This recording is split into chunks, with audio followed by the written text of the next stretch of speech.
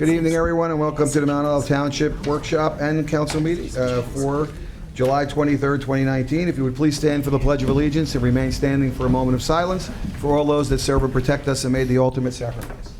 I pledge allegiance to the flag of the United States of America and to the republic for which it stands, one nation, under God, indivisible, with liberty and justice for all. Thank you. Susan, would you read the Open Public Meetings Act, please? According to the Open Public Meetings Act, adequate notice of this meeting has been given to the Daily Record. Notice has been posted in the Municipal Building, 204 Flanders Drakestown Road, Bud Lake, New Jersey, and notices were sent to those requesting the same. Thank you. Roll call, please. Mr. Amianda? Mr. Ferrante? Here. Mrs. Labow? Here. Mr. Mania? Here. Mr. Stewart? Here. Mr. Roman? Here. Mr. Nacastro? Here. First item on the agenda is the Garden State Botanicals. We have a presentation. Yeah, I'll just introduce them. Yep. As you may be aware, the medical marijuana is again expanding in New Jersey, and the state has offered more licenses throughout the state. This applicant has approached the administration about them having interest in opening up a dispensary in Mount Olive. So I've asked them to come in and give a brief presentation because as part of the application to the state, there are certain requirements from the governing body. So, gentlemen. Thank you. Yep. Just state your name for the record, please. My name is Keith Morgan. Can you hear me okay? Yep. So first of all, thank you very much for welcoming me and my associates this evening. I live in Pennsylvania. I represent a company called Garden State Botanicals, which will be applying to the state of New Jersey on August 21st with the Department of Health pursuant to the governor signed legislation about 2.5 weeks ago to expand the number of medical marijuana dispensaries. New Jersey has had a program since 2010. It has been a stalled program. There are 33 states in the United States that have medical marijuana program. New Jersey was actually somewhat of a pioneer, passing in 2010, but given the 8.8 million residents of the state of New Jersey and the approximately 150 to 200,000 patients statewide who could legitimately benefit from utilizing medical marijuana for a variety of ailments, it's been vastly unavailable to them for nearly a decade. Governor Murphy had announced a very comprehensive program for adult use during his campaign. That is something that is substantially different from what and why I'm here this evening. I'm sure you've heard a lot in the media in the last 6 months about adult use in New Jersey, and it was very close to being passed into reality. There are 11 states in the United States that do have adult or recreational marijuana. However, the current program is that initiative was put on hold or abandoned, and separately the governor and the Department of Health very aggressively wants to expand the medical marijuana program. So on June 3rd, they announced a comprehensive document. Anybody who wants to learn, there's a tremendous amount of information at the Department of Health. If you just go in and do a Google search and put in medical marijuana New Jersey Department of Health, there's just many pages and documents about the program. But essentially, the state is divided into 3 regions.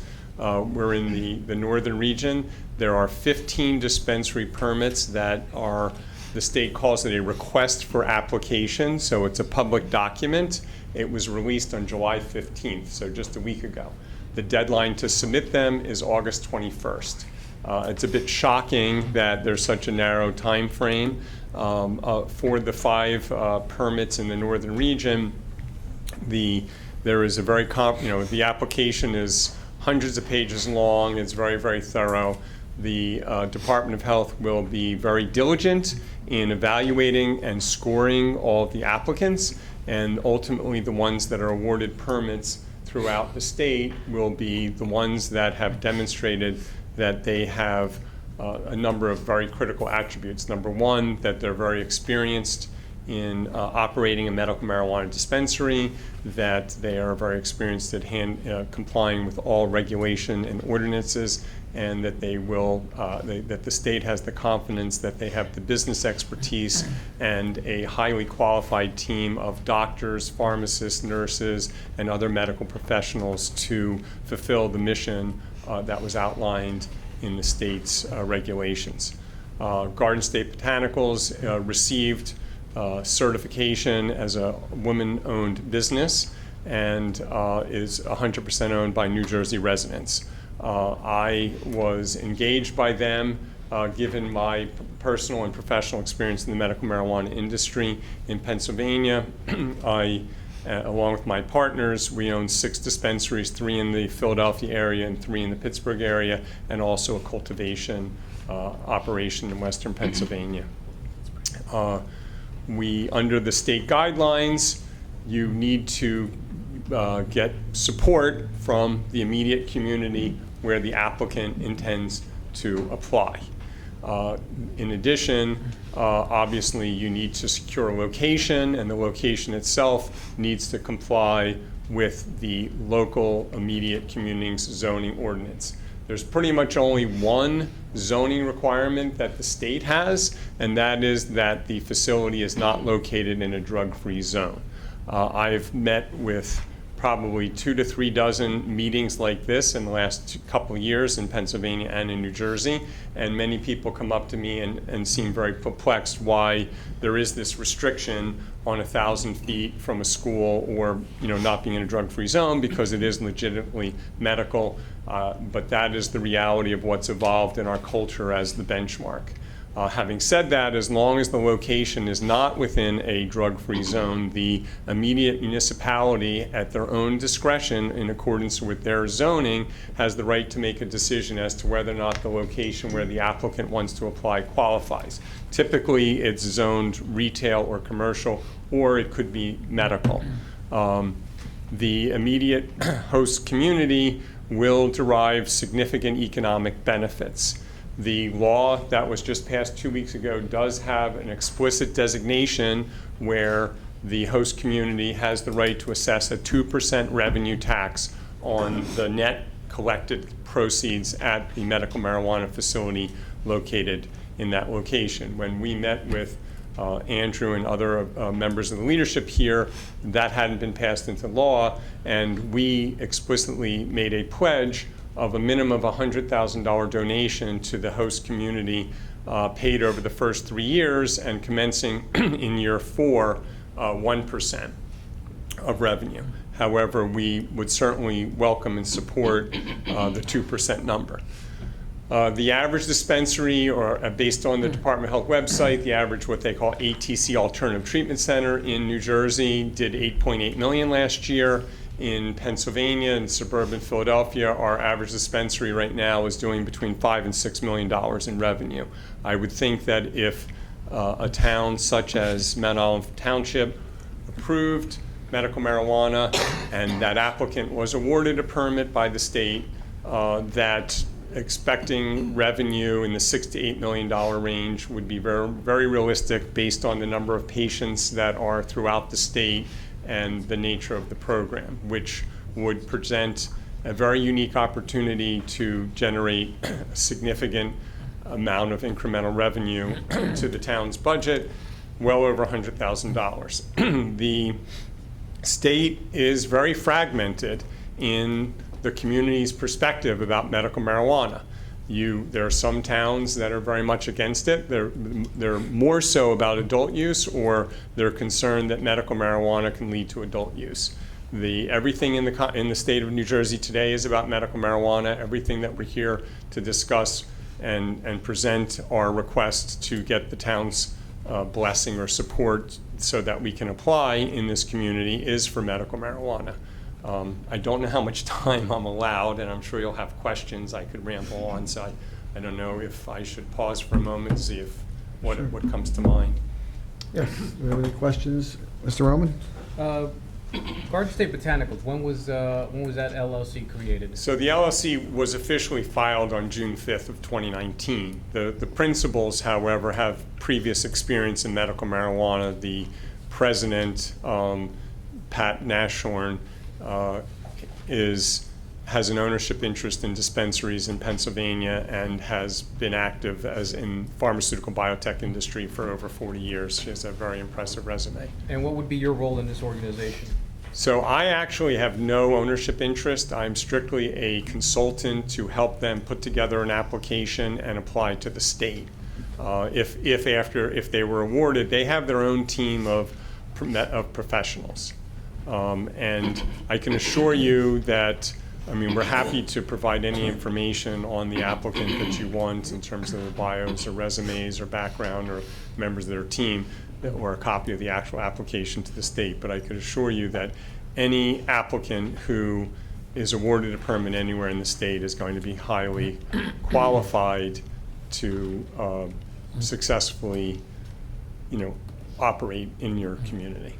And of the, since you were just created in this past June, the principals involved, have they have any other experience running any other facilities?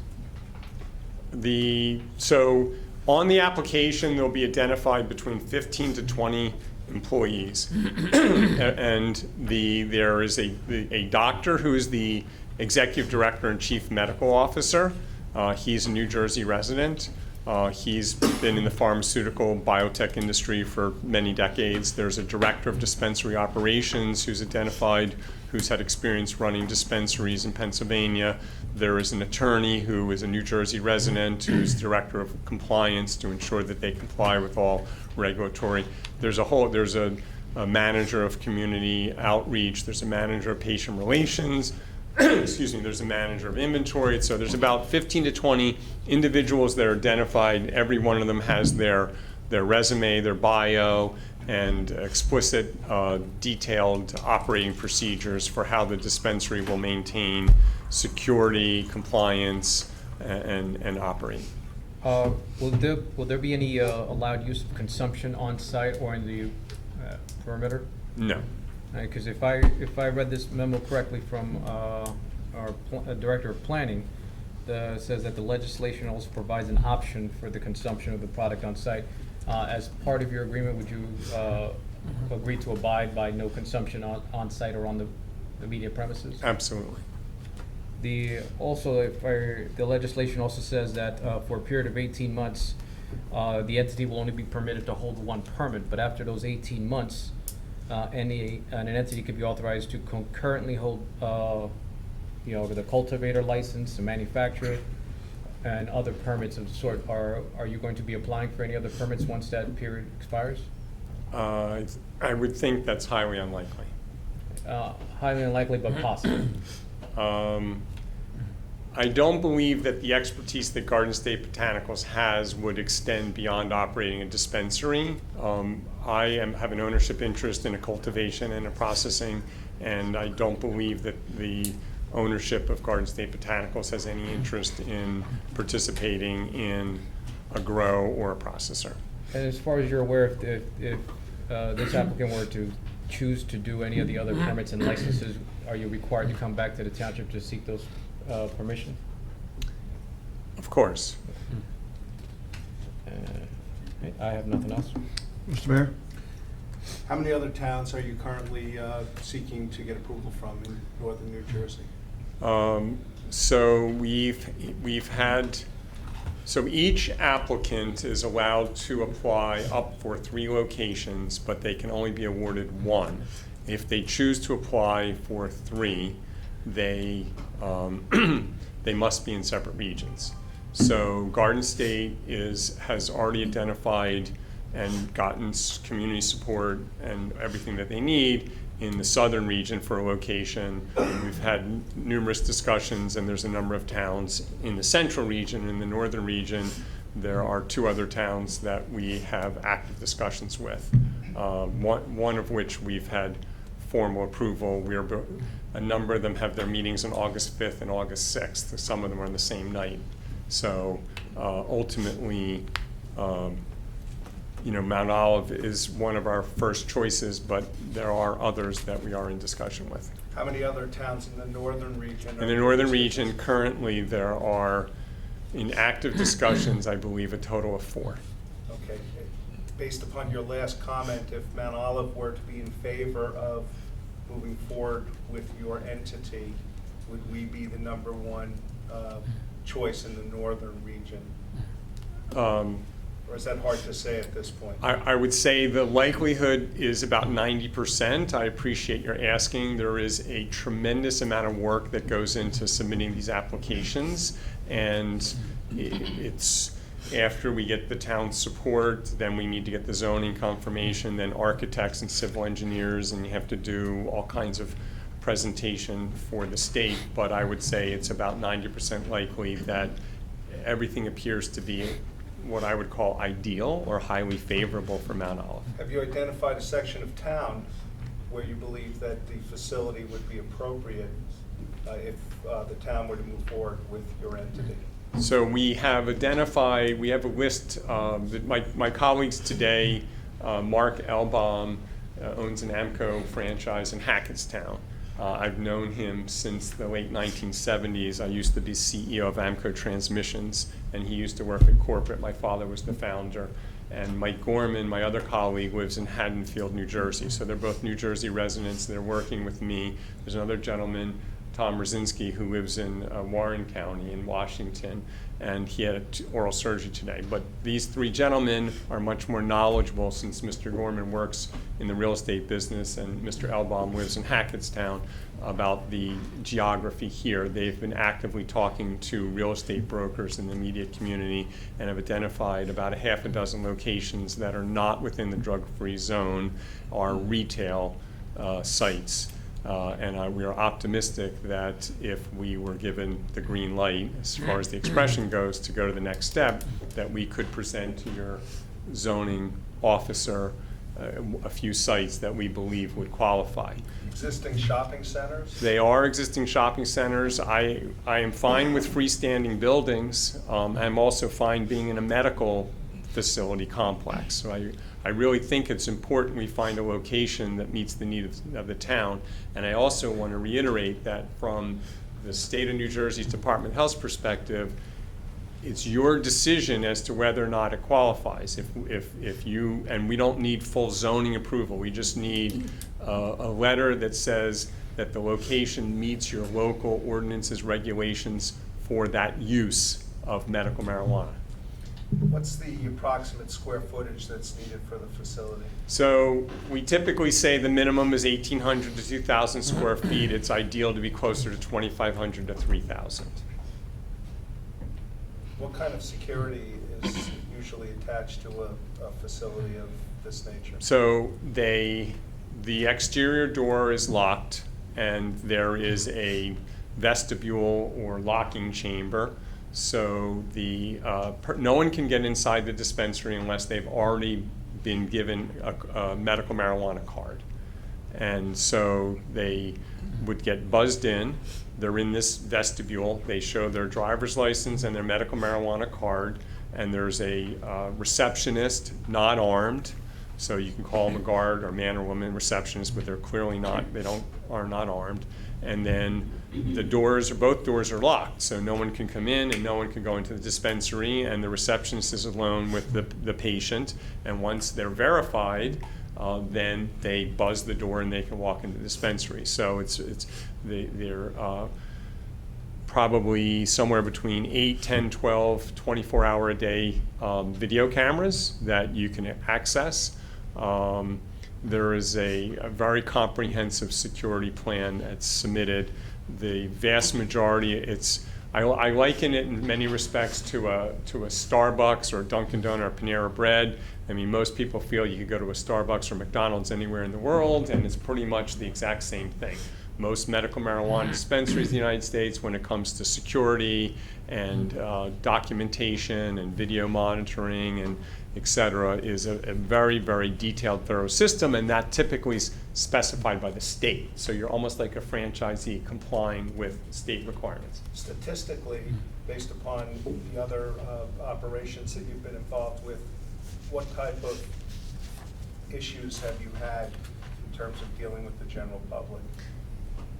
So in Pennsylvania, my first dispensary opened in July 13th, and then July 25th in Philadelphia, and then November.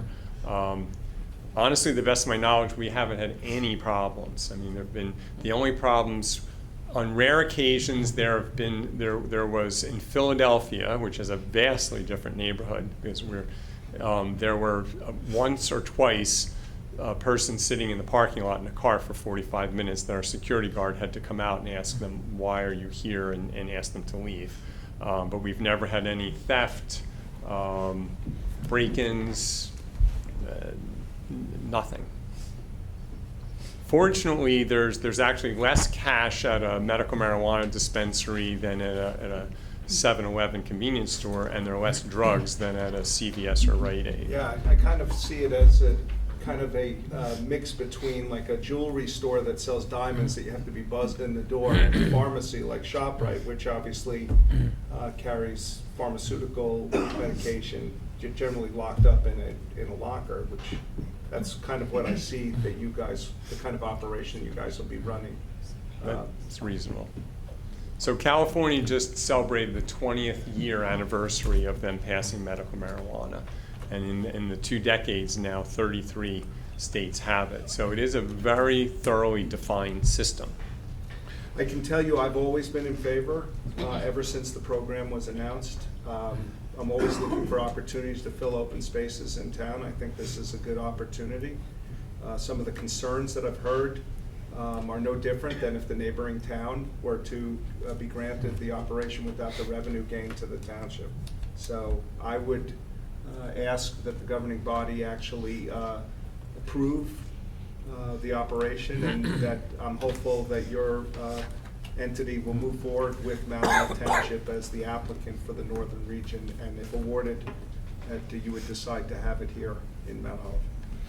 Thank you. I was just curious about employees. How many do they employ locals, or is it people that specifically have to be for facilities, you know, because it's different? So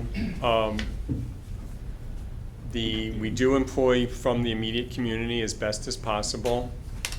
For the most part, you don't need any specific skill other than, I mean, the higher level people, it would be a pharmacist or some medical professional, but my dispensaries, we call them wellness consultants, and they are people who are very comfortable dealing with patients' customers, so they have very relaxed, friendly, outgoing personalities, and we provide all the training. They have to be, at least half of them are active patients with cards, because you really need to be familiar with the product in order to wait on a patient. How many average employees do you, at this facility? I was just curious. It's an excellent question. It's obviously very important from an employment perspective. It obviously depends on the sales and the hours, but somewhere in the low end of 15 to 18 employees, and the high end maybe 25 to 30. Okay. And what are the hours? Just do they vary depending on how you sell? You know. Well, in Pennsylvania, our hours are on weekdays from 11 a.m. to 7 p.m. And then on Saturday is 12 to 6. Sunday, I think, is 12 to 5. Okay. I think they're starting to open up at like 9 a.m. on Fridays now. Where does the product come from? So the state licenses cultivators and /processors. Right now, there's 12 that have been approved. The first round, there were 6, and then there were another 6 that were approved last, I believe, December, and none of them have opened yet. But the dispensary ATC can only buy their product from a licensed, regulated grower processor. So you don't have a relationship with a single grower. You can go to any of the approved? Correct. Well, there's 12 now, and then in this round, there's going to be 2 verticals. That means an entity that owns a grow and a dispensary in each region. And then there's going to be, I think, another grower, and then so there's going to be, they're intentionally rolling out growers and dispensaries in a proportionate way to serve the needs of the patients, to make sure that there's availability of product. John, Mr. Manning? Question I have. Okay, Mayor answer. got it. Ms. Labo? Thank you, Mr. President. want to confirm that you can't, if you have a medical marijuana license in Pennsylvania or Rhode Island, whatever, you can't come to New Jersey. So if you're a card holder, Yeah. so New Jersey passed in the current law says that if you're out of state and you are living in New Jersey for up to 6 months, you can go into a dispensary with your card and make purchases, but that limits you for 6 months because typically after 180 days, any given state says if you're here that long, then you should start paying income taxes here and you count as a resident. So, But you couldn't just cross state lines, so, with the product, yeah. Or, no, to come and purchase. no. No. If you technically can't. Mm-hmm. Not for medical. You can only buy medical within the state that you have a card. And also, the product, when it comes to your facility, it's already prepackaged and ready to be sold. There's no packaging done Correct. on site. Correct. I did want to make another comment, which is that the Department of Health has made it pretty clear that they want applicants to serve the mission of improving patient access throughout the state. And there really are not any dispensaries near here. And that's one of the reasons we think that people are, unfortunately, are accustomed to driving 30, 35 minutes for medical marijuana, and that could really serve the patient population well in a geographical area like Mount Olive Township. Anyone else have any other questions? Yeah, assuming that recreational is approved eventually, does the company plan to expand into that? So it's obviously a critical question, and one in which I feel that we have to be very straightforward about. Number one, we will cross that bridge then, and when and if that day comes. Number two, ultimately, I believe that this municipality has the legal right to make their own decision as to whether or not that's appropriate in your community. I will caution you, though, that any dispensary in the United States in a state that's gone from medical only to adult use, if they're prohibited from participating in adult use, they will encounter severe economic hardship because the adult use market is about 5 times the size. And if they were prohibited from operating in this community, they would essentially petition to move to another town that would support them. But that could be 3 years away, 5 years away, 10 years away. I mean, nobody really knows. I think he was being very kind. I think the answer to that question is that any facility which is already dispensing marijuana, once it becomes recreational, is going to seek to move to recreational. Whether they're here or in Roxbury or in Long Valley or wherever they are, because that's the nature of what businesses do. They look to sell as much as the law will allow them to sell. Anyone else have any other questions for now? Okay. Thank you for coming. Thank you for your presentation.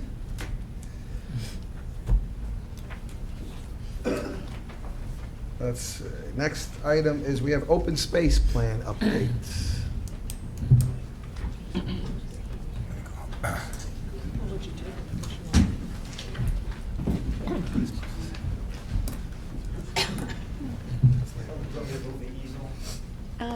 Not even need it? I was just, it's up to the council. I can leave the map like this. All right, let me put it this way. And then just click on the mouse and it'll move you through.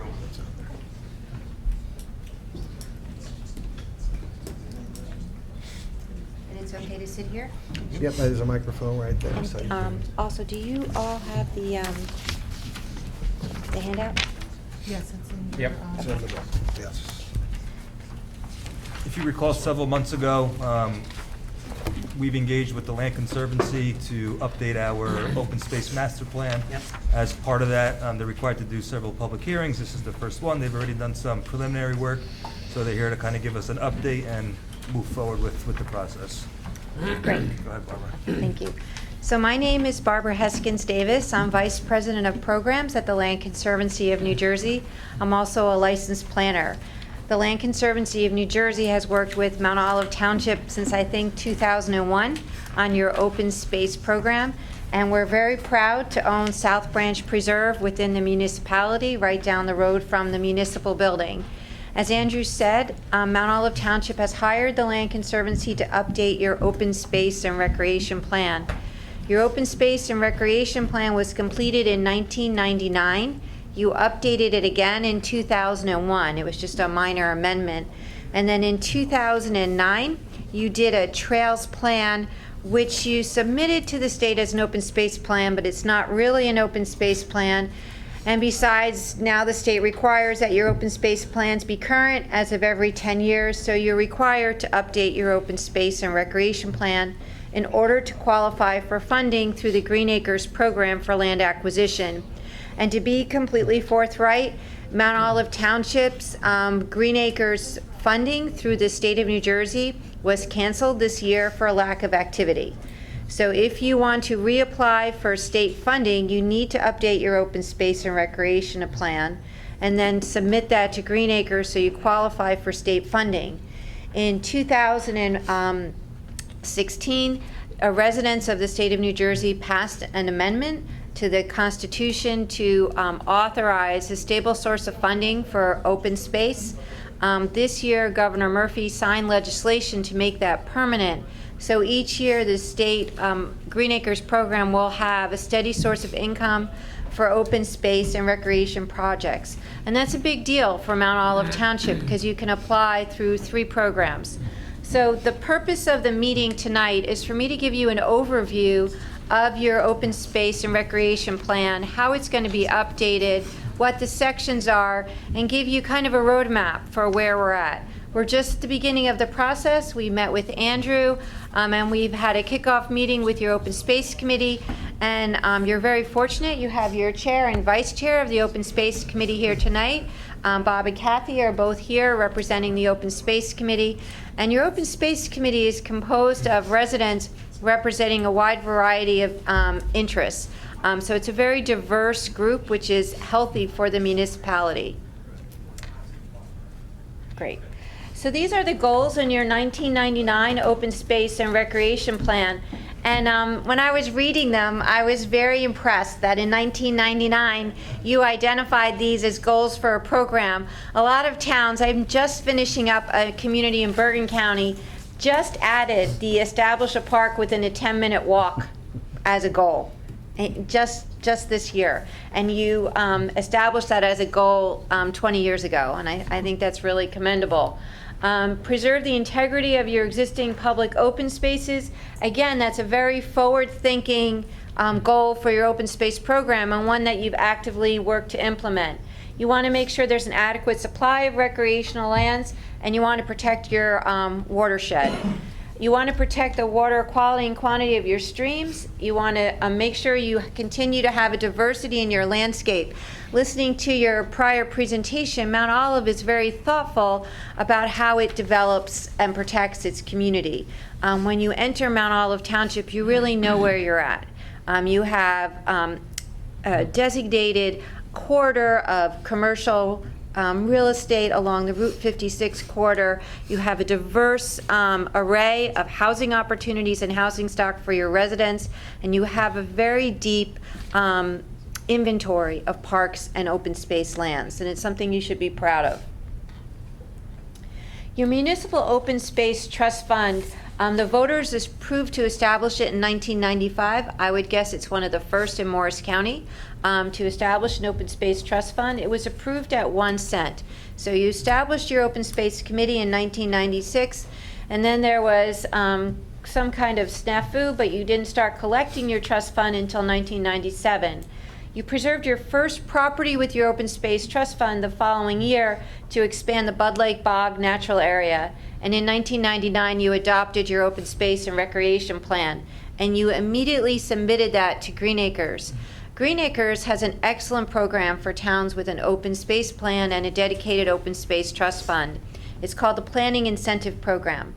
So if I, Mrs. Davis, own property within the municipality, and I decide I want to sell it to you for open space, you say, great, you're going to offer me $500,000. I say that's terrific. And then you apply on a project-specific basis to purchase my property, which is a lot of work. The applications can get up to 60 pages. It's expensive, it's a pain in the neck, and it's project-specific. So you apply, the state says, great, we're going to give you a matching grant of $250,000. Go ahead and purchase the property. Andrew comes back to me and says, Mrs. Davis, totally on board. We want to purchase your property. I say, really sorry, Andrew. I've changed my mind. I don't want to sell anymore for open space. So not only have you lost my property, you lost the money that was tied to my property because it was project specific. But Mount Olive never went that route. Mount Olive immediately adopted their open space and recreation plan. You had the tax set at the right amount to qualify for the state's planning incentive program.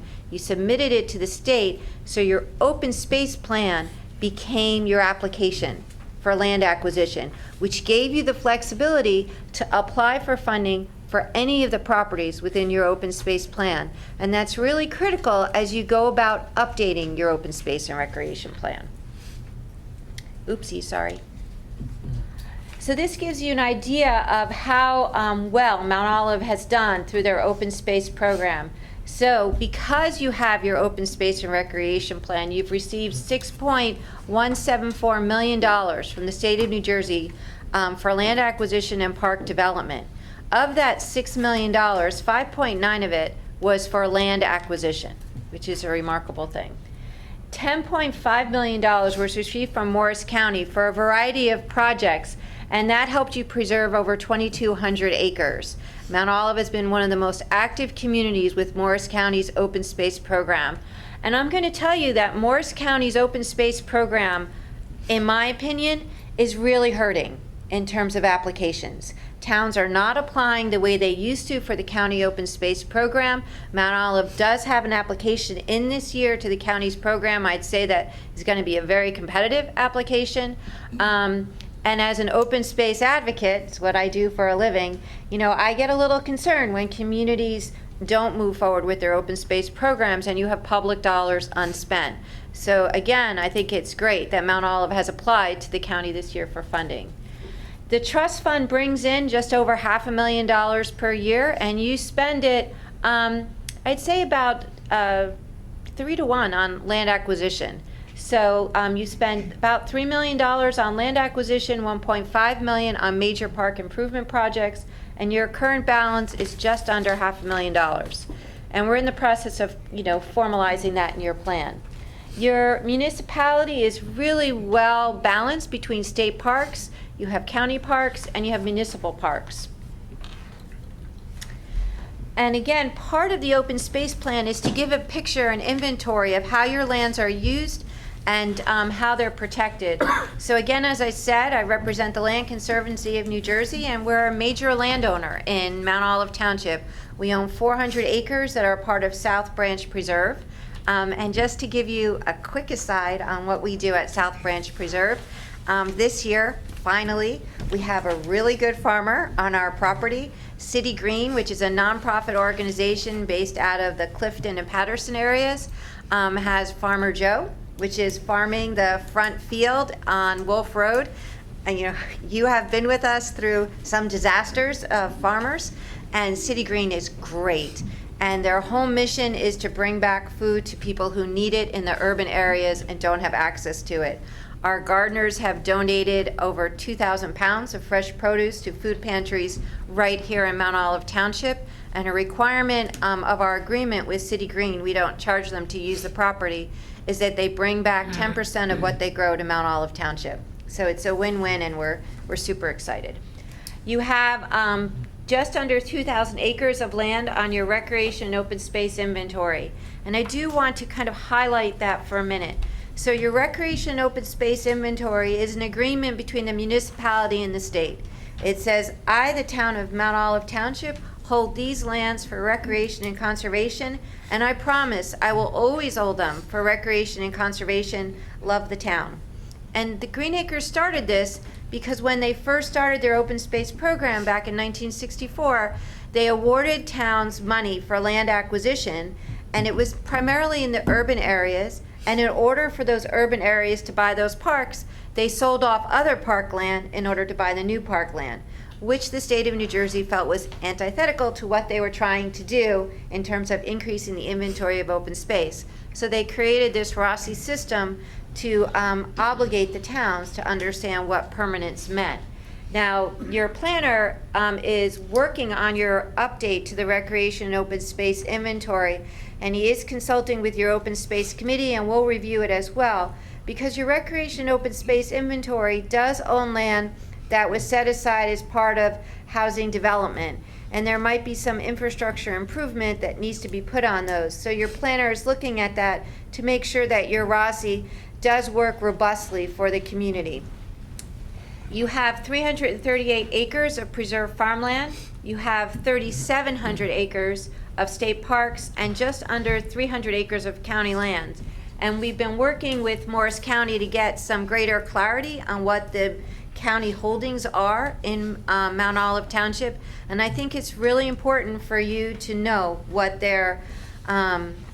what part of the county owns that property and what their intention is. Your recreation department is one of the most innovative recreation departments that I have ever worked with.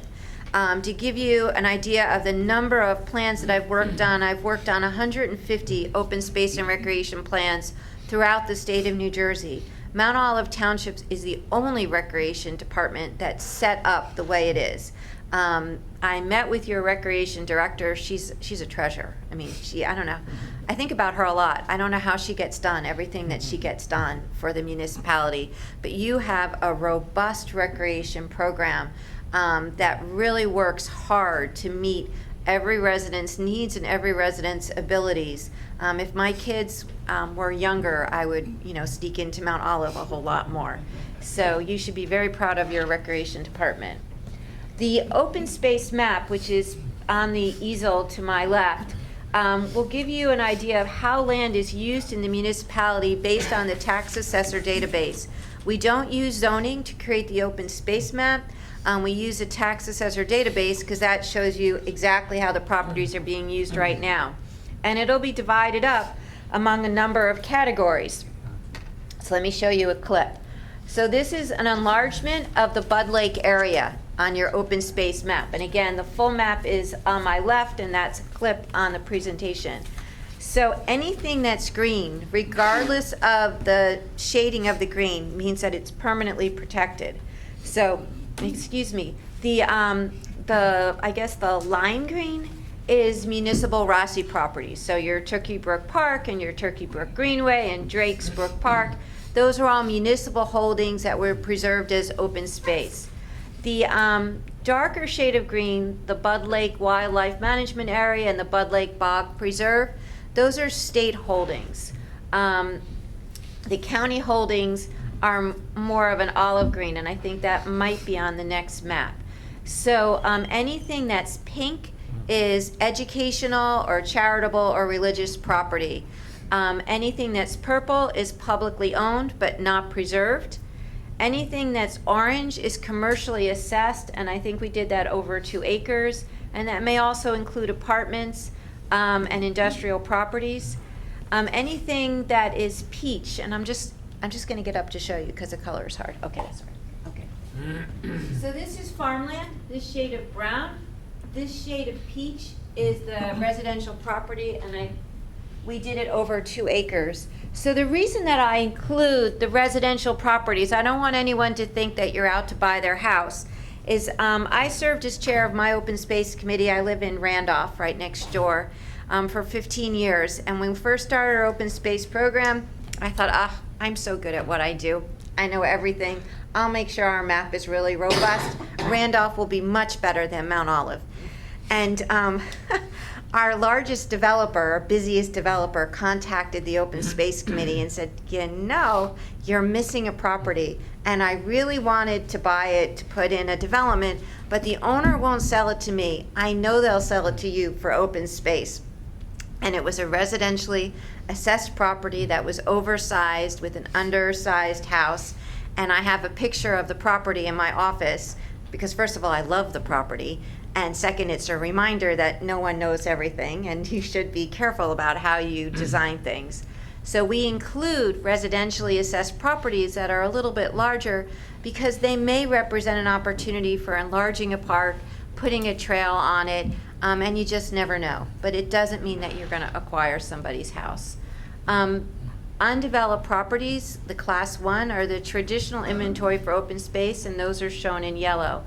Mount Olive is a very robust community. So you have a lot of different uses for your municipality, and we're digging into your map to kind of give us a little more information. You have a lot of developments that have homeowner association properties. I'd like to be able to show that on the map so you have an idea of what the undeveloped landscape around a development looks like, even if you don't own it. This is another clip of the map. So this shows Camp Pulaski, which is owned by the Morris County MUA, and it's one that we had a question about.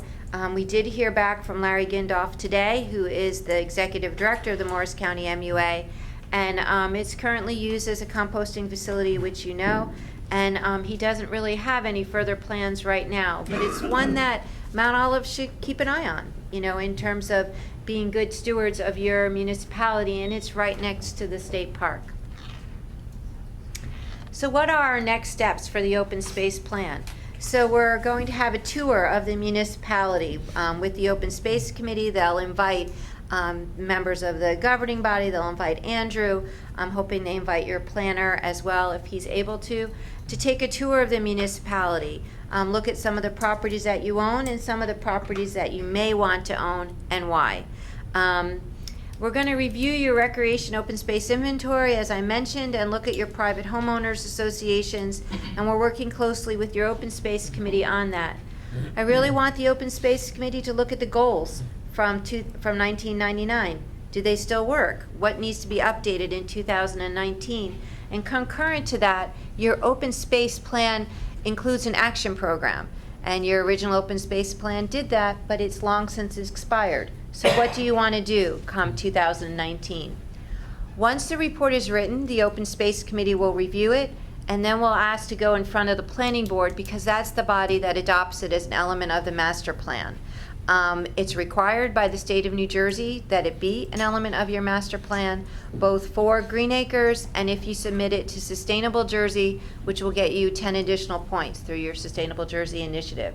We'll finalize that report, and then we'll work with you to help you submit it to Green Acres for accountability. I'm happy to answer questions from the governing body on the open space plan update. If the governing body has time, I know Green Acres would appreciate if you opened it to the public just to see if anyone had a question from the public. So thank you. Mr. Roman? Ms. Davis, at the beginning of your presentation, you said that we did not file a report this year, and that we did not seek money. Do you think the residents of Mount Olive have been duly harmed for us failing to do that?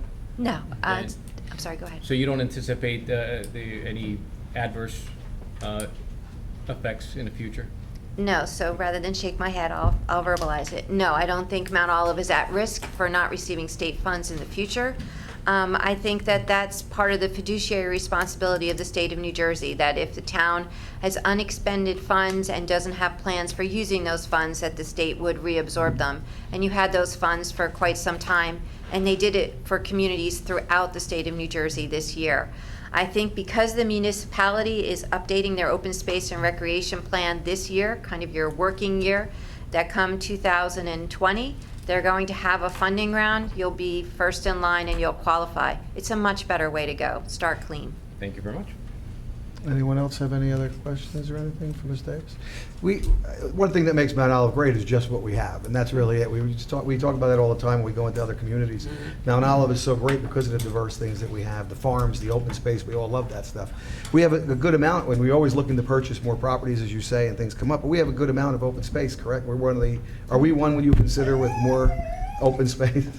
Larger, one of the communities that have preserved a lot of our properties? You do, and I have to say that you have more that you could do or Right. work with your partners if you wanted to do. It's Right. all a balance. Yeah, that's what I was saying. I just was curious. I know we're always looking to do more, and it's always good, but that's what makes Mount Olive so great, and we appreciate what you're doing. No, and I'd say we just finished Washington Township's open space plan in Gloucester County, and they have a 500-acre municipal park that is an interesting model to look at as well. But like I said, your recreation department is really That's right. top-notch. Joe, by the same token, though, you have to look at each piece of property and how preserving it or developing it will affect the future of Mount Olive. As you know, 80% of Mount Olive is in the Highlands Preservation Area. There's very little land left to develop. Without growth, Right. ultimately, the municipality will be put in a position where we will either need to raise taxes or cut municipal services. So with each piece of property that's presented for either development or for preservation, those factors need to be weighed. And I think that this governing body has done a good job to date. There was a time period where we preserved everything that we could, and everything that we could ended up on the Rossi, maybe sometimes to the detriment of Mount Olive. So I think ultimately the governing body has, at least my office, has taken a step back and looked and trying to determine whether or not a particular piece of property fits into something that we've already preserved, or whether or not it's got development potential that would benefit the residents. So it's a tough balancing act, because in a perfect world, we preserve every piece of property that we could, but you know, as a planner, that's just not possible. And also, every piece of property that we preserve, although there are funding mechanisms out there, our participation by the governing body in terms of a percentage of the purchase price to purchase. So It's a balance. it is a It is balancing a act. You know, when Kathy Murphy was here, she did a great job. I mean, that was the time frame when we purchased a lot of property and preserved a lot of property. Kathy always brought properties to us, and she said, this is one we need to preserve because it fits in with the rest of our scheme. It's next to a already existing preserved property, or it fits into a trail system, or, you know, just because a piece of property is presented to us doesn't mean that it is in the municipality's best interest to preserve it. So each piece of property needs to be looked at on an individual basis. Thank you, Mr. Roman. I'd just like to agree with the sentiments of the mayor, because I know many times we've faced that decision as to whether to continue to secure open space for future generations, but at the same time meet our goals of providing affordable housing, because as many people that move into Mount Olive have demonstrated, Mount Olive is a desirable place to live because of the many attributes, but a lot of times finding affordable areas where to live can be daunting. So, you know, it is a true balance. Thank you. Anyone else? Is it, you want anyone, well, I guess we'll bring that up. Should we ask the public, have any questions? Is that what you would like to know? If the public has any questions on this, if they would like, anybody would like to come up, they can. Can I make a comment? You can just go up there and make a comment, please. Just state your name and address, please. Sure. Hello, everybody. My name is Rob Meyer. I'm 12 Waterloo Valley Road, and kind of in the middle of Stevens State Park. And it's interesting. Make sure when you give the tour of you know, the preserved open space, there's a new asphalt grinding facility right in the center of Stevens State Park. And I have some other comments, but I'll wait till after we talk about the traffic report and things like that. Thank you. Thank you. Anyone else?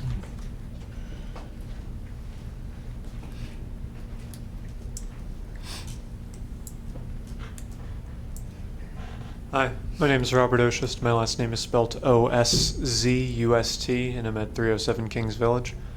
I just wanted to say, and I know that I've said this before, possibly when the Land Conservancy came at a previous point in time last year, that one of the reasons that I decided to move into this town with my girlfriend was based on the availability of public lands for various uses, both parks and also for the Land Conservancy specifically. My girlfriend and I are gardeners. I want to say avid gardeners, but yeah, that. So we, one of the reasons why we chose this town among other towns within similar price points, as Mr. Roman brought up, was because of the facilities that it had on offer.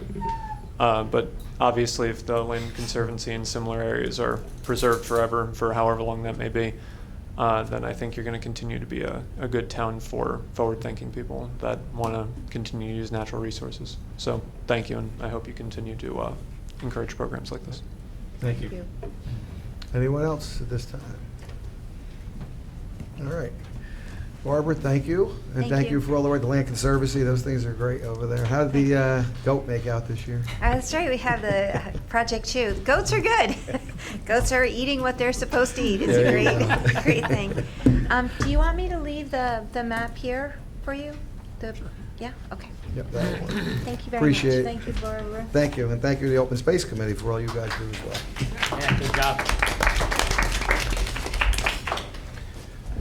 Next item for discussion is the Waterloo Valley Road traffic study. Thank you, Council President. If you recall, several meetings ago, there were some concerned residents who addressed the council about the new recycling facility that went up on Waterloo Valley Road and the increased truck traffic.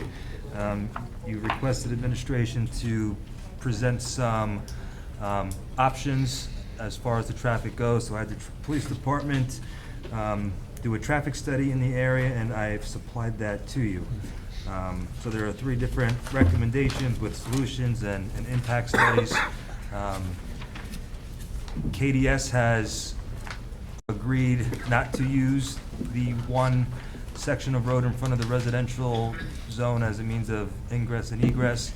I've shared these recommendations with Saxon Falls, who has been there for a long period of time. While they say 80% of their truck traffic already uses the Kinney Road section, they would have concerns over the recommendation to prohibit right turns, I believe in the western direction. So it's here for your discussion. Anyone else? Mr. Roman? Has the traffic minimized from KDS and Saxton? Because KDS is not fully operational yet. They are not. You know, I only have data from a 9-day period, so I don't have any traffic data prior to. You know, I have been in communication with some of the residents, and they've said it has minimized a bit. And, you know, I think it was a unique situation. There was a new warehouse going up down towards the other end, so there were some detours. They've been used in Saxon Falls for material, which increased their business. On top of that, Saxon Falls said that they just are having a good year. And at the same time, KDS opened, so it was kind of a lot at Perfect once. storm. Right. I spoke to the Morris County Engineering Department. They've evaluated both those bridges,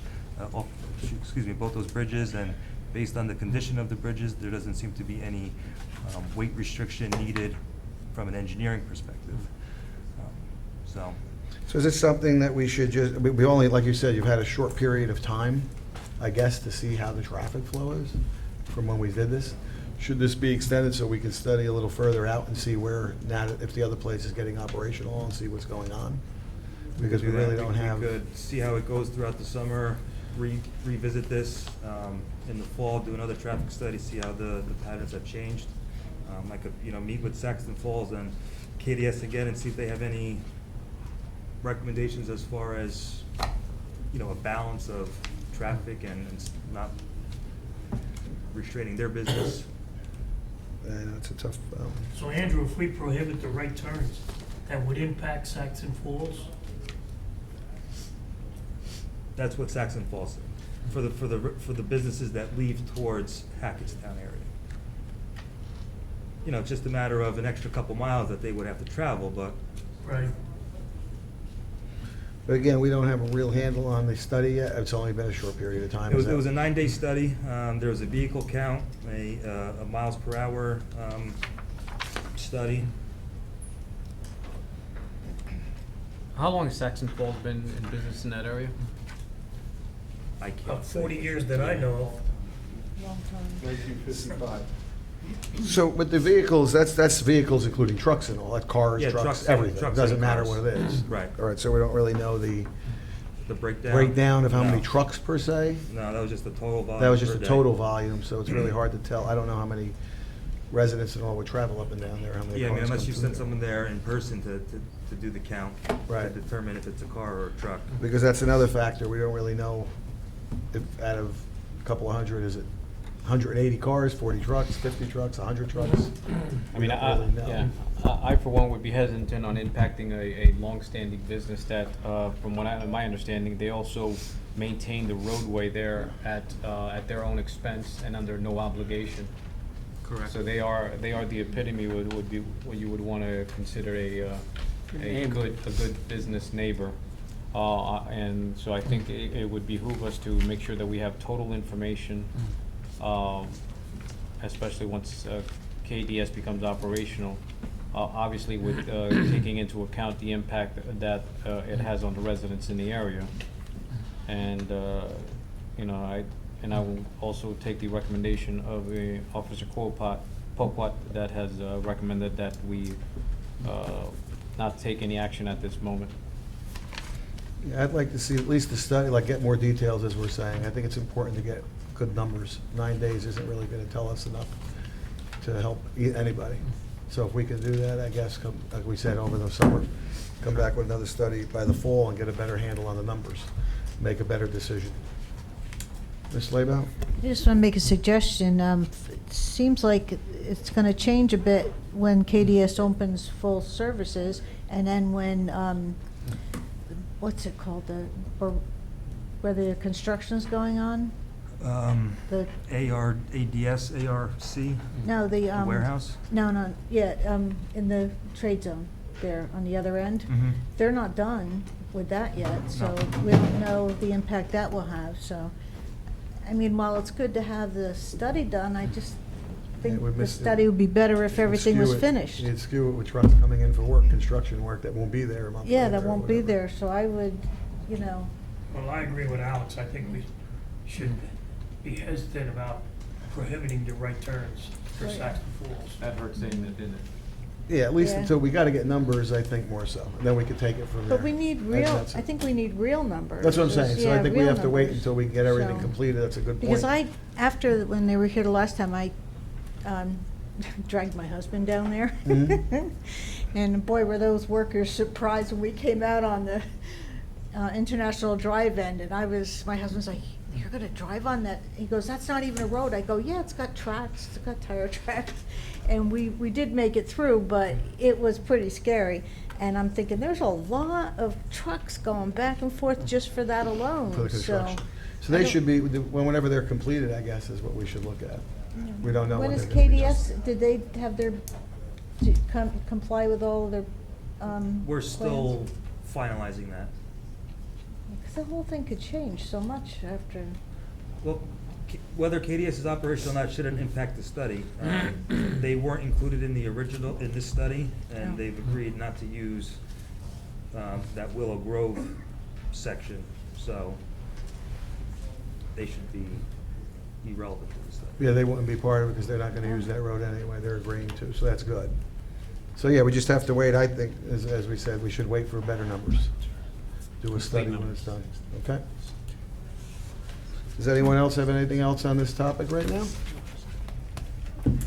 Seeing none, we have 14 resolutions. Does anyone have any questions or anything on the resolutions? Me. Yep, go ahead. I'm sorry, I couldn't see. Andrew, on the fourth resolution, the one we're going to be the Donnie of the property, I believe that's the Morris Canal. Yes. I believe we're buying it for the unseemly amount of $1, in which case, and we're also paying for an environmental study up to $30,000. Yes. Will we be, and correct me if I'm wrong, if we are under no obligation that, depending on that study? Correct. Okay. Now, where would the funds for that environmental study come from? Open space. All right, so no taxpayer, no no revenue, general fund taxes will be used? Correct. All right, thank you. Anyone else? Seeing none, we have one ordinance for a second reading. Anybody have anything on that? Seeing none, do we have any old business? Seeing none, do we have any new business? Mr. Roman? I would like the administration to reach out to the police chief and find out what is their desire on implementing body cameras and at least projection. I think I did some informal discussions maybe a year or so ago, but I think we should start at least formalizing a plan of action if we're going to go in that route. because I was particularly concerned with the incident that happened last year where an officer was maligned on social media, and were it not for the complete version of a cell phone video, he could have very easily been pilloried in the public square, and I want to make sure that our officers are protected. Okay. Thank you. Anything else? Anyone from the public wish to be heard at this meeting? Did I miss my turn to talk about the traffic? Nope, this is Nope, it. you can go up now if you like, yep. Thank you. So in the spirit of recreation, open space, and conservation, a few comments, and I guess rhetorical questions, although I'm willing to try to answer them. Since the last meeting I was here, I've been digging a little bit, trying to figure out, how everything transpired, which is logical since I live on the road. Anyway, a few things. Before the large increase in trucking, my neighbors and I assumed that when the mining ran out, it is zoned mining, the two properties up there, they would be integrated into the park and recreation areas that surround it. It looked like that, according to everything I could find online and conversations that we occasionally had with, I think one of my neighbors had spoken with Mr. McGroarty at one point. So that was in the back of our mind, and then we got Tilcon Lake, which seemed like we were still going in that direction. My concern, I stopped the front end loader, the guy who is taking care of our street, if you want to call it that. The trucks crushed the street. So he was driving down the other way. It's a kid, so I don't know if he's exactly a kid. But I said, can I talk to you for a minute? And I said, what are you doing? He's going down to the end of the road. He's actually spreading asphalt that he got from KDS. I said, are you allowed, do you have a permit for this, to drive this gigantic vehicle on our street? He said, I don't know. I said, are you allowed to spread asphalt on a public road, especially down by the river? I don't know.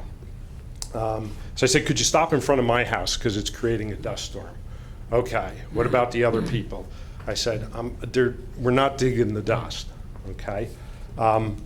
He also said that they were very unhappy up at Saxton Falls about their new neighbors.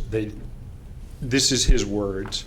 He said that they were surprised when KDS started moving into the abandoned facility that it's been abandoned since I moved there, as far as I know, in 1998. I used to go there with my kids and lay on the old, I think it was a sand pile, and we used to look at the stars, because it's probably the darkest place in Mount Olive. It's a pretty cool spot.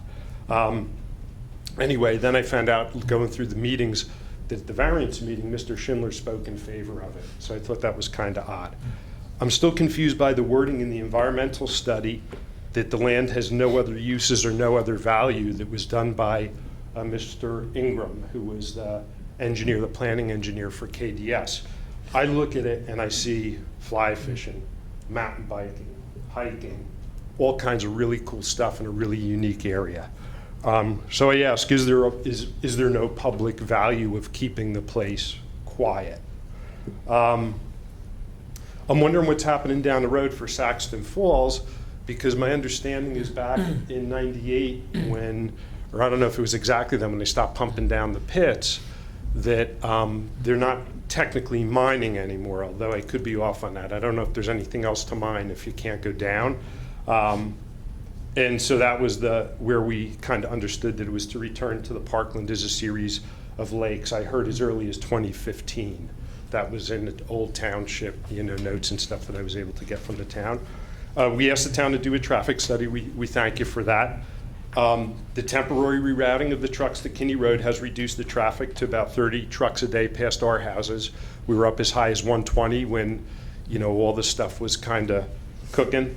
There are still KDS trucks going in the other way. I mean, I live on the road. I'll walk up or drive up and I can see what's going on. I get it. Not everyone probably knows all the rules. I did find out that a grant was applied, a Department of Transportation grant back in, I think it was December, to repave our section of the road, which was never mentioned when we started complaining about dust and noise. So my brain goes like, what's happening here? Why are we paving this road that nobody ever took care of unless there's some type of massive increase in business planned and more trucks down the road? Mr. Tatarenko, you didn't mention the memo of understanding tonight, and you had mentioned one in an email to me. that was going to kind of memorialize the trucks from KDS going in the other direction. So at least at some point, we wouldn't have all that stuff in front of the house. So I'm not sure what the status of that is. I spoke with a person from the DEP solid waste program today. He's actually the guy who inspected the KDS site, I think prior to opening, and then I think a week or two ago, and I was speaking with him. And I asked him again, because I'm concerned about it, about the danger of grinding and storing asphalt in the open. And he said something to the effect that it's better than it happening in the middle of the woods. And I'm thinking, that's where it is happening, in the middle of the woods. Anyway, he said once they approve the Class B recycling, then they can at least monitor and things like that. But he also said it was, at least he inferred it, that it was the town's responsibility to make sure the rainwater doesn't leach through the material into the groundwater. He seemed like the DEP was concerned with it going to the river or the surrounding ponds or the lakes and stuff like that. And they didn't see anything there. But I'll ask you this question. Has everybody made a cup of tea before? And what happens when you put the water on the tea? There's huge piles of asphalt up there. I mean, yesterday was pretty insane. I can just picture it going down. And it ain't going up. Some of it's going sideways. The soil conservation was in there last week, and there's silt fences and things like that weren't up to spec. She's going back in a week or so. So that's a concern. The long-term connection that was, I think, shown, or at least possibly shown back in '98, is that the aquifer is all one big aquifer. This Land Conservancy presentation seemed like it was all about preserving the water. It was one of the things I wrote down. It seemed like somebody missed something somewhere. And then just finally, I also asked the DEP about topsoil production. I said, what is topsoil production? Does anyone know what topsoil production is?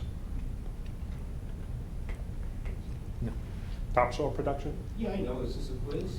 No, I'm like, what, no, what is it? If you want an answer to that, they're authorized to do You- a certain percentage from their own Chuck? sites for topsoil production. That's allowed under the DEP's Class B recycling. Well, the DEP guy said that they don't really regulate that, but, He's mistaken. okay. So it's been like a ping pong game with me. I'm trying to slowly become educated on this thing. He said they have no involvement unless it becomes contaminated, that it was regulated by the town. So I can call him back and ask him about it. He did say the hours that they're allowed to grind the topsoil is specified by the town. Is that correct or not correct? Over, you have to address here, he can't answer, you have to address. Oh, I'm sorry. That's, yeah.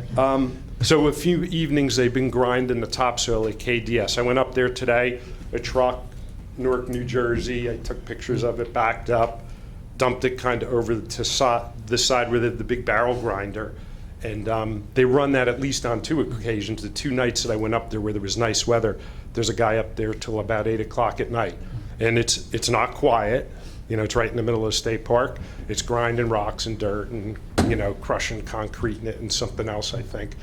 You don't have to be, you just stand up where there's a Jersey barrier there and peek over the side, and you can see that going on. I guess he was wrong about that too. Where does it come from? The DEP really didn't want any part of it. He said it's supposed to come from local areas, but I understand the guy who purchased the plant is a Newark contractor. I don't know if I have to see where he pulled all his permits and where he's working. But I mean, I went to school down at NJIT. I don't think there was too much clean dirt down in Newark. I don't think there's too many places where you can get clean soil with all the industry from down there. I see a disconnect between the DEP and the town. Like, I don't get what's going on. I think that was it. Thank you so much for your time. I appreciate it. Chuck, I have some questions for you, if you don't mind coming up. Thank you. Mayor, first let me apologize to Meyer. I shouldn't have reacted that way. But I do know what topsoil production is. I can answer the gentleman's question later. Okay. But I apologize I for have that. some questions for you. The zoning in that area is what? Mining. Okay, so the use Was there a variance that was actually requested from the planning board for the KDS use? Yes, KDS asked for and received a use variance to do, not mining, but to do recycling. We have 2 Class B recycling facilities in town, both of which got a use variance. That one and one over at Folding Box Company on Continental Drive by Love Lane. Long time ago, it used to be an asphalt plant there? Yes. And when, do you know when approximately? Asphalt or concrete? Mr. Mann, you would know, right? I think it was asphalt. The KDS. It was asphalt, right, next to? Right. Yeah. Right, so that area of town generally has been used for mining or for asphalt for many years, correct? Right, as a matter of fact, this tract, which is about 2 acres or thereabouts, the only reason, because it's not, it may be in the environs of the state park, but it's privately owned, so it's not part of the state park system.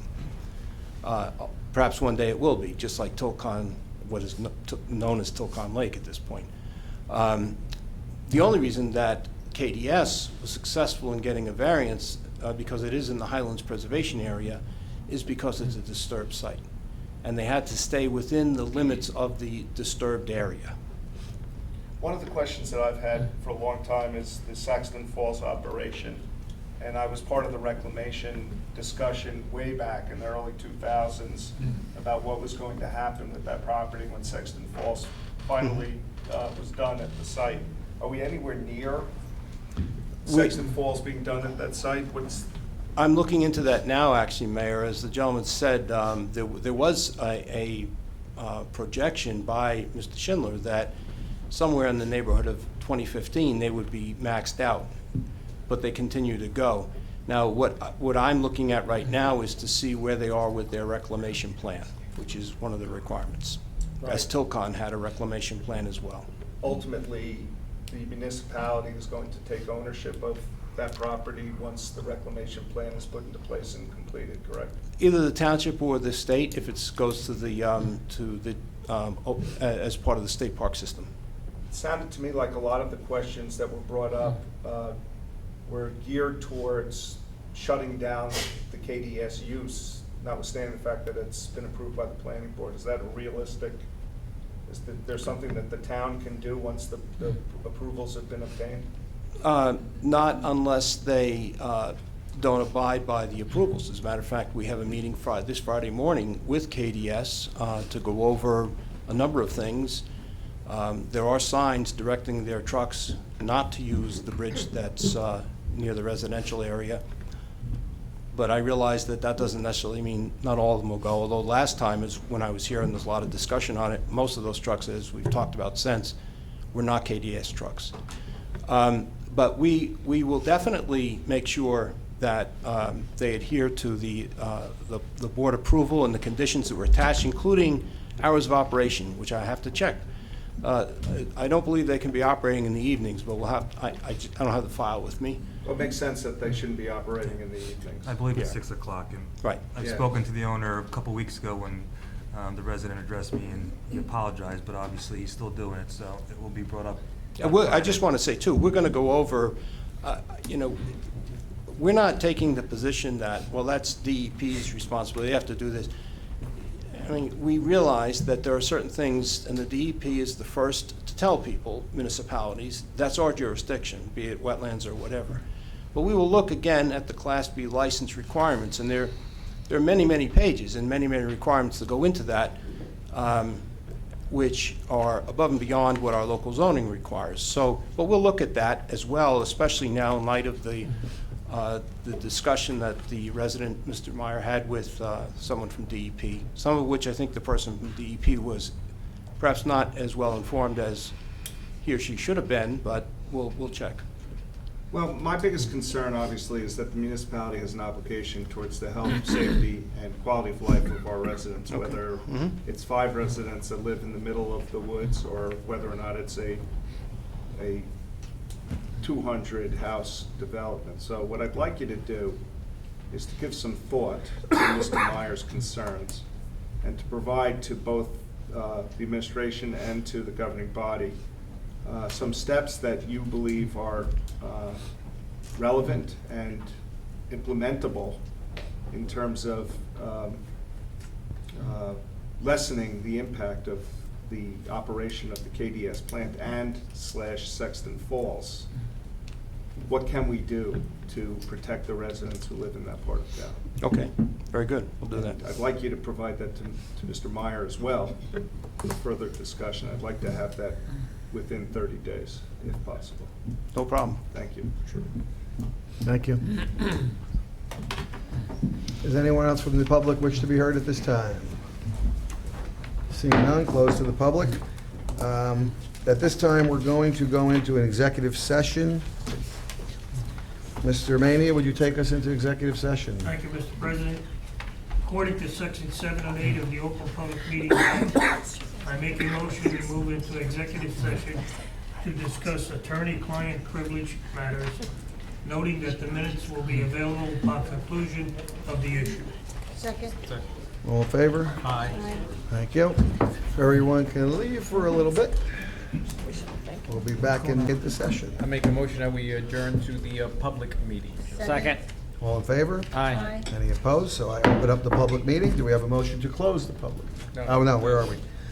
Make a motion that we close the executive session. Yes, I'm sorry. Motion to close executive session. So moved. All in favor? Aye. Any opposed? Now we're back in public session.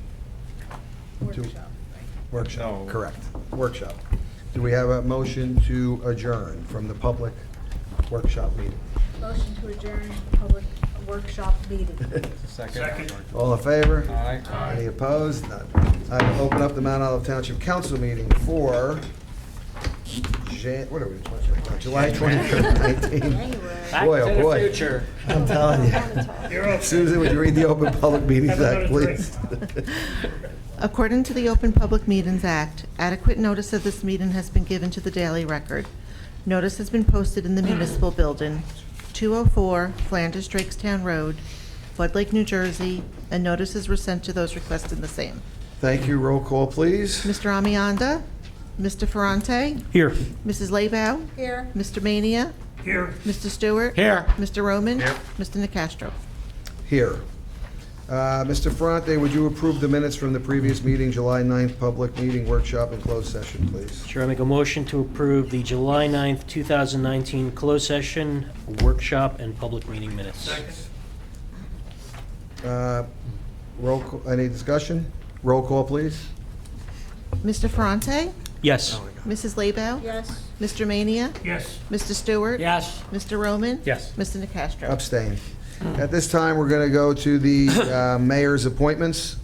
We have mayor's appointment for Emergency Management Coordinator, Andrew Tedorenko, 3-year unexpired term, expires 12/31/20. And mayor's appointment with advice and consent of council, Library Board, Beth Blakely, 5-year unexpired term of 12/31/23. Do we have a motion to accept the mayor's appointments? So moved. Second. If I could just add, there's a Yes. resolution on the consent, but it should also be listed for a mayor's appointment with the consent of council is the appointing Mark Muccione as the Township Fire Marshal. That should also be listed within those Okay, appointments. so that's the mayor's appointment as well for fire marshal. Is still, who made the motion? I did. And who seconded it? John. Any discussion? Roll call, please. There's no roll call. Oh, no roll call on that one, because that was just the mayor's appointment. Okay, thank you. Well, for the library board, we need a roll call. For the library board, we need a roll call. Okay, so for the library board, roll call, please. Mr. Ferrante, Yes. Mrs. Leibau, Yes. Mr. Mania. Yes. Mr. Stewart. Yes. Mr. Roman. Yes. Mr. Nacastro. Yes, thank you. And Fire Marshal, you need a roll call. And so we need a motion, a separate You motion, did? I see. It's with advice of consent of council. Is that the one that's on the It's on the consent resolution. resolution number 2? Yes. So we need a motion to accept the mayor's appointment for fire marshal. I'll make that motion. Do we have a second? Roll call, please. Mr. Ferrante, Yes. Mrs. Leibau, Yes. Mr. Mania. Yes. Mr. Stewart. Yes. Mr. Roman. Excellent choice, yes. Mr. Nacastro. Yes. We have 19 pieces of correspondence. Does anyone have anything on those? Nope. Congratulations. Yes, congratulations. Congratulations, Mark. And thanks. Yeah. Let's see, next, I open the hearing for the public on ordinance number 15-2019, an ordinance of the Township of Mount Olive, amending ordinance number 34-18, which established salaries for mayor, council, department head, supervisory personnel, employees of Township Clerk's Office. Mrs. Laybow. Thank you, Mr. President. I move, hold on, I lost my place. I got it a second ago. I move that ordinance number 15-2019 be approved, final passage. I said it backwards, but. Yeah, we got it. Second. Anyone from the public wish to be heard? Seeing none, close to the public. Council, any roll call, please? Mr. Ferrante? Yes. Mrs. Laybow? Yes. Mr. Mania? Yes. Mr. Stewart? Yes. Mr. Roman? Yes. Mr. Nacastro? Yes. We have 14 consent resolutions. Does anyone wish to move any to non-consent? I'm assuming it's a moot point for Yes, consent resolution 2? since we already passed it, and congratulated Mark. Anyone have anything on the resolutions? Anyone from the public wish to be heard? Seeing none, close to the public, and a roll call, please. Did we get a second? Did we get a second from someone? I'm sorry. Second. Mr. Roman, second.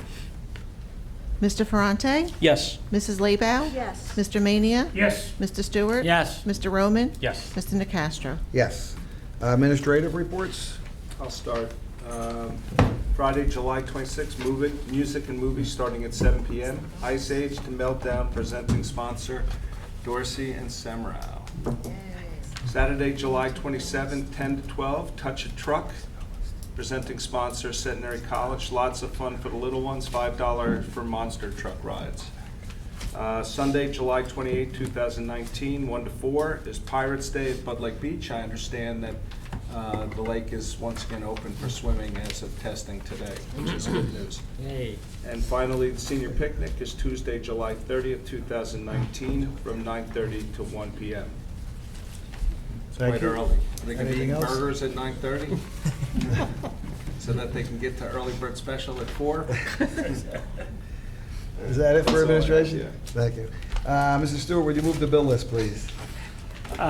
Thank you, Mr. President. I move the bill list for adoption and final passage. Second. Anyone from the public wish to be heard? Seeing none, roll call, please. Mr. Ferrante? Yes. Mrs. Laybow? Yes. Mr. Mania? Yes. Mr. Stewart? Yes. Mr. Roman? Yes. Mr. Nacastro? Yes. Any old, Second. who seconded that one? Mr. Mania? Mr. Mania. Any old business? New business, under new business, we're gonna instruct the administration to throw, get a resolution on to support the medical marijuana dispensary. Yes.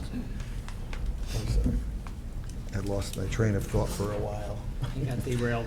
Yeah, on a couple of things. Legal, any legal matters? Nothing tonight, thank you. Council reports, Mr. Ferrante, anything on Lake Environmental or Library? Nope, just repeating again that the lake will be open for swimming tomorrow. Mr. Stewart, anything on Economic or Community Action Panel? Not this month. Ms. Laybow, anything on Open Space, Stigma, or Board of Health? Nope, not this time. Thank you. Mr. Mania, anything on legislative Well, we or had a planning planning? board meeting on July 18, approved the use variance and an extension request for a variance. Thank you. Mr. Roman, anything on Recreation or Pride? Nothing to report. Does anyone from the public wish to be heard at this time?